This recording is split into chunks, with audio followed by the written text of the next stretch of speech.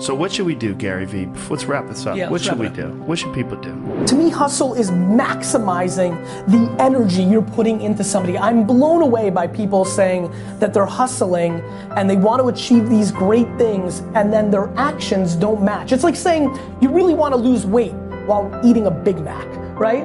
So to me, hustle would be putting all your effort into achieving the goal at hand. And for me, that means making every minute count.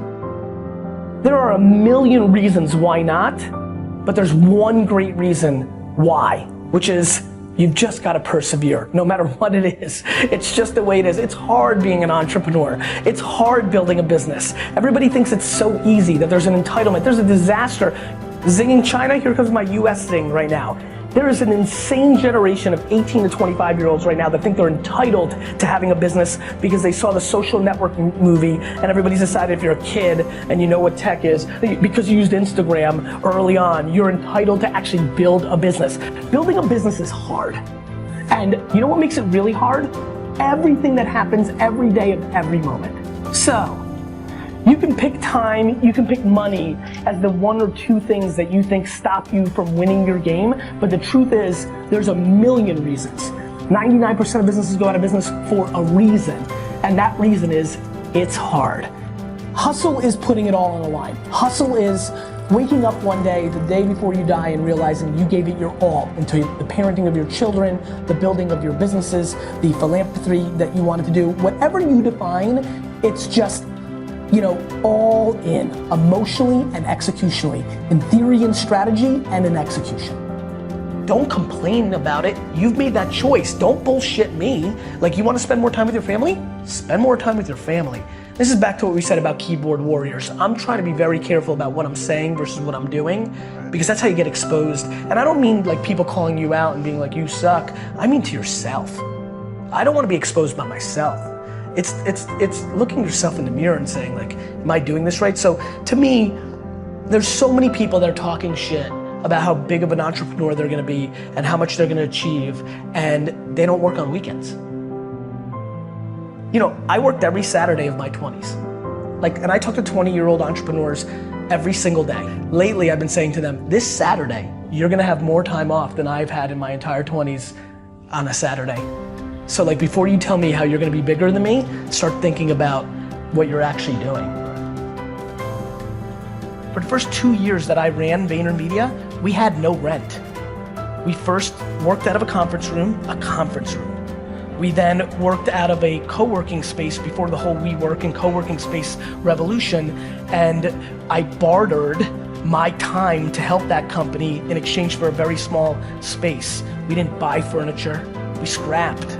And I'd already made it, I was already rich. And we scrapped. And so the biggest thing that I want to implore everybody here today to do is to take a step back and think about how fancy are they? Are you willing to be really, really, really ghetto? Do you really need that chair? Do you really need that piece of technology?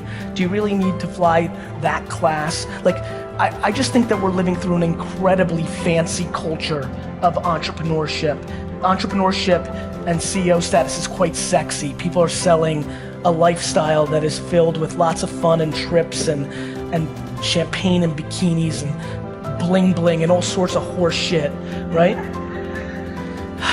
And I just think that era of this era is gonna come to an end somewhere within the next 5 years. And very honestly, I just don't want a lot of people in this room that dream to build their own businesses to have to go work at a bank or go work at a retail store. And so I would highly recommend something that I think is stunningly not talked about enough, which is, if you're building a business, you have to be making money. Everybody thinks they're gonna be Zucks. Everybody thinks they're gonna build Snapchat. Go look at the data. The data shows that the far majority of this room will not succeed, not even close to building an actual business. And I don't come here to be somber. I come here to remind you that there's only one thing you can do. The only thing you can do that can trump the moment mommy and daddy had sex to make you. The only thing that can trump that, the only thing that can trump your DNA, the only thing that is controllable, if you want it, if you want this, is work. if you've got a big mouth, and a lot of you do here, search the hashtag, and a lot of you say CEO, founder, owner. I call that big mouth. If you've got the audacity to do it, and so many of you've heard this from me, when I audit you, and I do, because I'm curious, it's how I learn. People talk a big game. I especially love when somebody hits me up on social like, Gary V, you're gonna buy the Jets, I'm gonna buy the Rams, you know? Everybody is buying a sports team. And I love to look at what that person does. And then I'll DM that person and be like, yo bro, nobody, unless they were a trust fund baby, ever bought the Rams when they go skiing for a week when they're 24. Nobody you know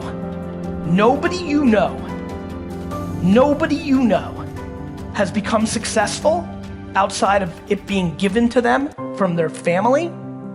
Nobody you know has actually created success without working their face off. It doesn't exist.